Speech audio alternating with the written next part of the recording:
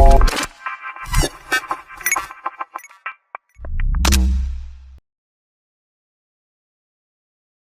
and welcome to TALRadio. At TAL, we connect those who are willing to give to those who are in need. My lovely listeners and my lovely audience, you're listening and watching to a wonderful series on self-coaching. And when I say self-coaching, you know who's going to be there with me. It's my pleasure to have Andrew Tallents back on TALRadio. And for all those of you who do not know Andrew, well, you can certainly go on LinkedIn or Google, or let me introduce you to him. Well, he's a self-coaching expert and has coached, thousands of CEOs across the globe. Andrew, welcome to TALRadio. Hi, Sandy. Nice to be here again. We've got a lovely subject to talk about today. Well, that's the elephant in the room. Fear. And we all have that in our lives. So let's address fear and strategies to manage and overcome it. So let me start by asking, what exactly is fear and why is it such a powerful force in our lives? So everyone has fear in their lives and we suffer it to varying degrees. And where it comes from is this natural, basic survival instinct that has been with us since human beings were around to protect us. So when we had to protect ourselves from prey that were preying on us, then we had to make sure we knew we had to be fearful of. And therefore the response came of that: flight, freeze, or then actually just, basically get going. So the fight. So those are the three responses. So that's where it comes from. However, obviously in today's society, many of us are much safer than we used to be. And therefore the way that fear now comes up is when we feel threatened emotionally. So it's not necessarily about survival anymore for most human beings on the planet. It is for some still.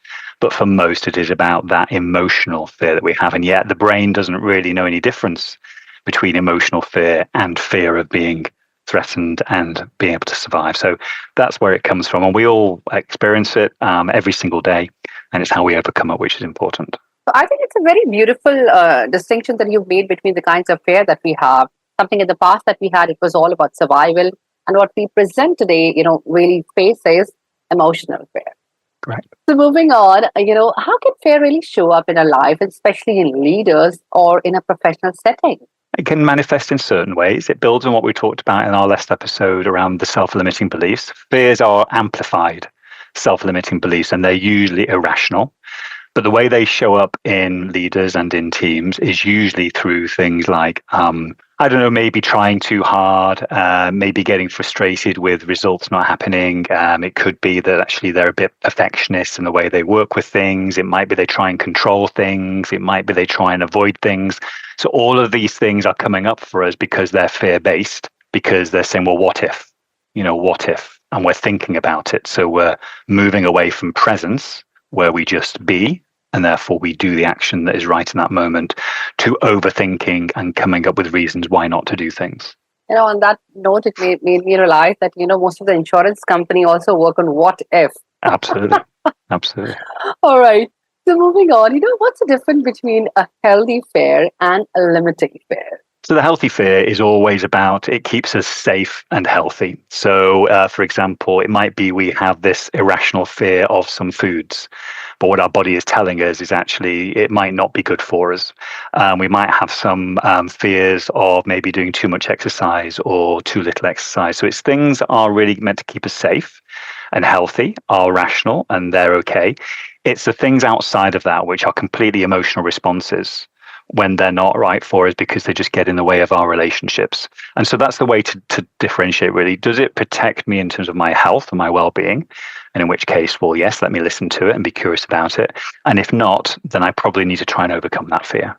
True, very, very true. I mean, there's so many examples of healthy fear, especially in our day-to-day life. For example, overspeeding is it's something that we should never be doing. And it's a healthy fear, basically. Yeah, absolutely. Lovely. So moving on, is there any personal story that you could relate to from one of your clients, any of your clients basically that you've handled and that you've coached over the years, that for them, that fear became a turning point in their life? Well, this is a really interesting one. Recently, they will remain nameless, but they were a chief executive of an international airport, so a big role. And what they had a fear of is how they would look when they were being interviewed on television. And unfortunately for this person, because they were a high-profile leader in the region that they lived, they had to do a lot of television work.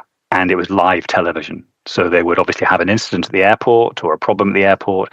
The TV crews would come down, microphone in front of the mouth, and then suddenly had to speak. So this person had a real fear of saying the wrong thing, of not being prepared enough to actually say the right thing, and just had this horrible vision that everyone was going to be judging them in terms of how they performed in front of the TV cameras. And that was a really debilitating fear, to the extent that that person sometimes avoided speaking to the media or the journalists, which wasn't good for the organization, because it was just a void. It was just no messaging at all. So through coaching himself and through support from me and others, he started to really be curious about the fear. Where was it coming from? What were the things that were the worst that could happen in those particular environments, and rationalizing those? Because obviously what could happen is maybe it could be edited, afterwards, if that was the agreement we had with the TV company. So those are the main things. And what transformed is that person became the spokesperson for not only the airport, but also for the local region about 2 years later, where they were actually speaking to many more people live on television. And it was something that they just became comfortable with. And what they said to me at the time was, Andrew, what I've learned is through the coaching and through coaching myself, is when I'm in front of the TV cameras, I just need to be comfortable being uncomfortable. And that's what I need to be. And that was his words, not mine. But lovely statement, you need to be comfortable with the uncomfortable. Yeah. That's a lovely statement to make, And on that note, I would really like to know, are there any signs that really show that, fear is actually driving our decisions in life? Like, for example, for your client, at least it was pretty evident. Yeah. So a couple of things here. First of all, and this happened to me recently, if we're about to do something and yet we physically feel some inertia in our body, it's usually in our stomachs, in the pit of our stomach, sometimes it's in our shoulders, but it physically stops us in our tracks, that we don't want to move forward anymore, then that's a good indicator that fear is starting to be present, because it's actually physically stopping us. That's how it manifests. So that's the first way. And the second way is a milder version of that, where we're just about to do something and yet a voice comes in our head linked to what we were talking about last week. I don't think you should be doing this. I think you should be doing something else. I don't think you should be doing this. So it's the should, the would, the could, all those things that come into the voice in our head. So that's the first sign that actually fear is there. And then we have two choices. We either stop, or we can pause and just be curious about what's going on. And as you mentioned, whenever we're trying to do something meaningful, we have so many, coulds and shoulds and woulds, whatever the vocabulary that you can think of. Why does, fear gets louder with every passing day, especially when we are, it's something very important that we need to do in our lives there, when we have to take a very important decision in our lives. Well, this is a lovely concept, because all of us as human beings are growing all the time. We're learning new things. We have new challenges. And there's something in coaching called reaching the edge. So I want to imagine being on a cliff top, and between you and another piece of land, there is a small gap which you can jump. It's physically possible to jump to the other piece of land from the cliff. But fear sometimes kicks in terms of, well, what if I actually fall in between the two pieces of land? I'm going to die. So that's a real rational fear in that sense.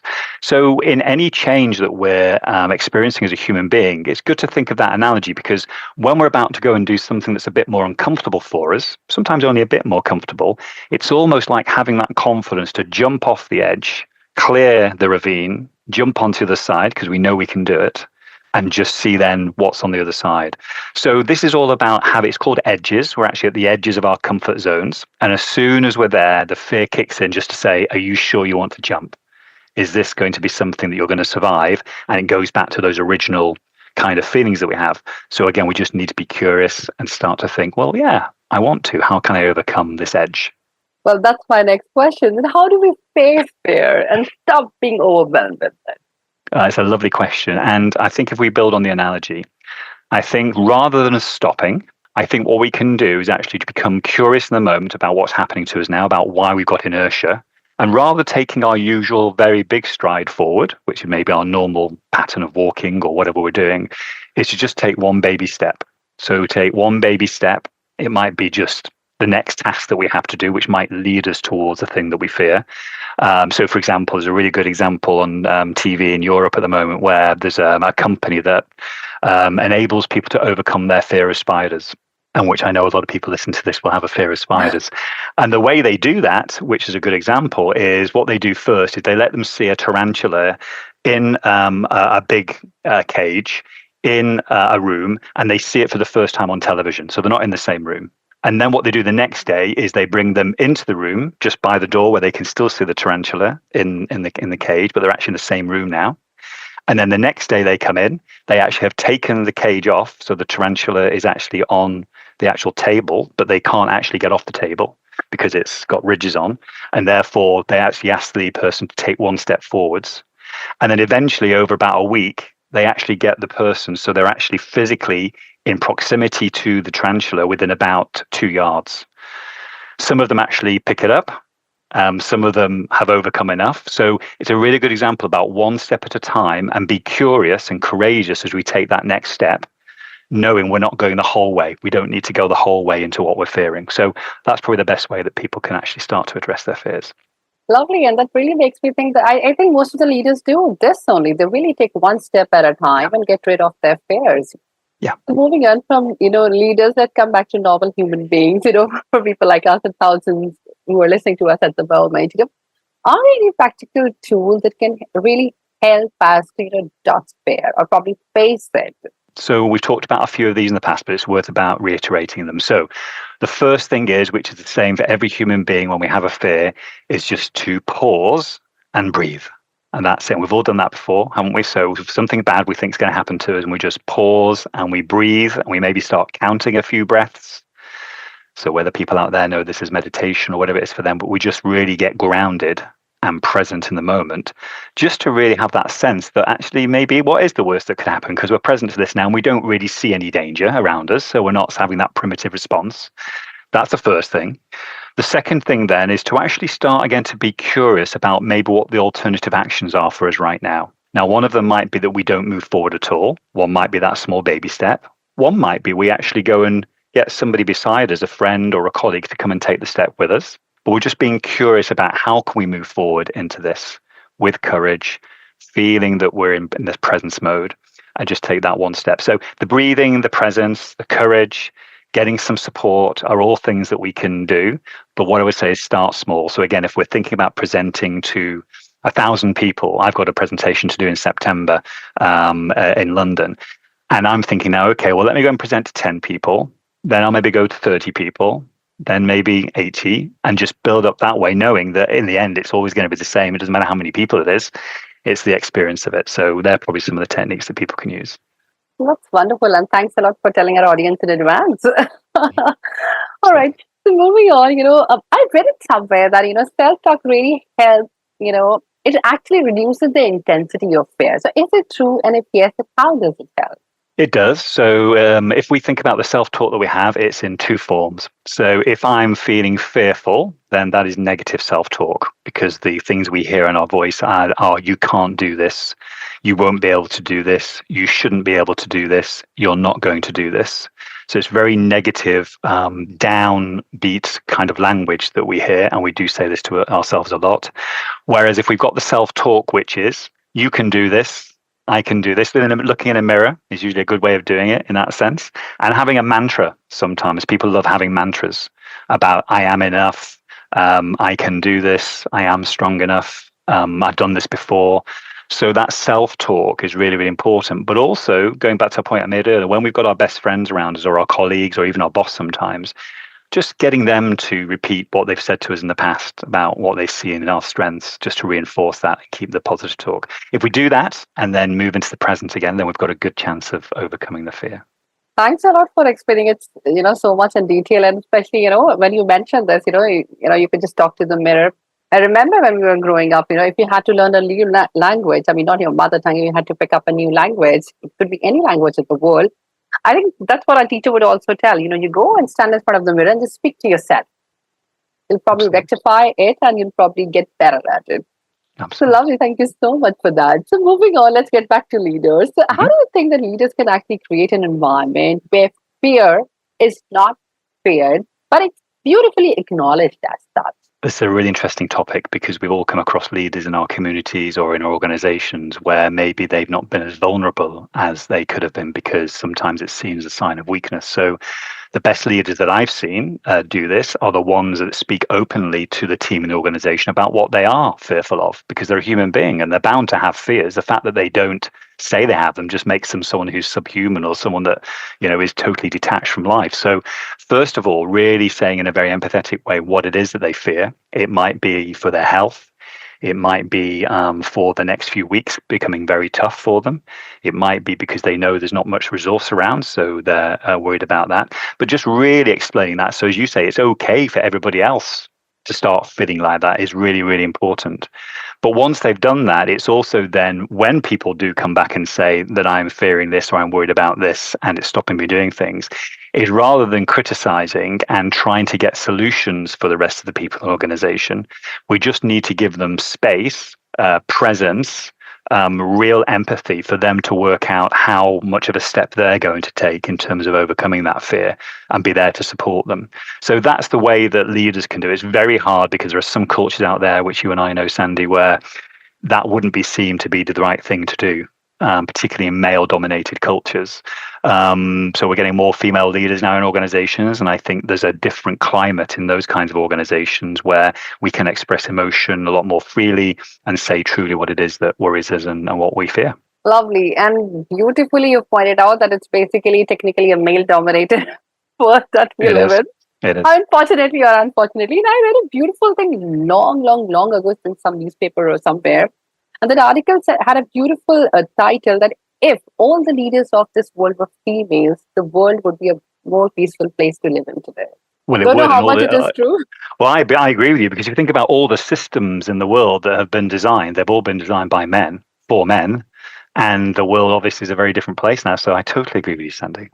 Lovely. And you just mentioned about, some superhumans who try to suppress the fear and say that they're fearless. Well, in that case, what is really the negative thing of suppressing fear for a very long time yourself? So if we don't deal with it and we just ignore it and it just stays with us, we notice that resistance that's in our body, which I said before, it stops us from doing things. And if it maintains a hold on us, then what builds over time is, first of all, frustration, because we become frustrated that what should be something quite easy for us to overcome that other people do, we can't do it. And so the frustration builds up. We don't be curious about it. We don't share it. And it just starts to get bigger and bigger. And people can feel this as well. It's an uncomfortable feeling in our bodies. And then over time, if it's not addressed, that can move from frustration to resentment. And it's resentment of ourselves. It's resentment of the things we're trying to do because we know we don't want to do them. And it's also resentment in relationships where other people are encouraging us to do those things with goodwill and good intention, but resentment comes through. So we have frustration, resentment, and then after that, we have this inevitable spiral into us feeling as though we can't succeed at anything. And that's the danger with it. So they're the things we need to watch out for. We need to be able to express it. Once we express it, we always feel better when we do that and we say what it is that we're fearing right now. And somebody said, well, okay, we can do this together. And then it doesn't matter whether that's jumping into a big pool of water or whether it's jumping off a mountain or whatever it might be, or riding a bike for the first time. All these things are things we can overcome with support. All right. Yeah, and Adu, is there any kind of myth that you would like to debunk about fear? And especially, you really feel that people should start challenging fear as of today? Yeah, absolutely. I think it goes back to what I said earlier. I think we should be curious about fear because fear for us has intelligence within it. It's trying to tell us something because when we're born, we're already enough. We're fearless. Little babies and little children are fearless. And then, of course, our systems that are around us, our family systems, our education systems, our work systems, wear us down to start building these fear-based beliefs in our lives.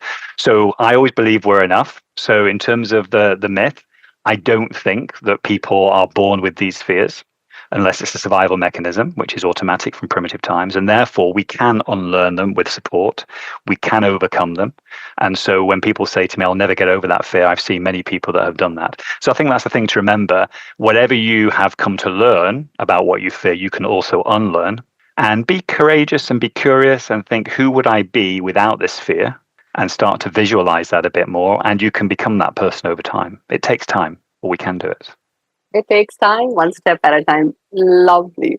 On that beautiful note, I would really like to thank you, Andrew, for joining us once again on TALRadio and bring so much of light and sharing so much of light and enlightening our audience that, you can really get rid of fear in your life. All We can. right.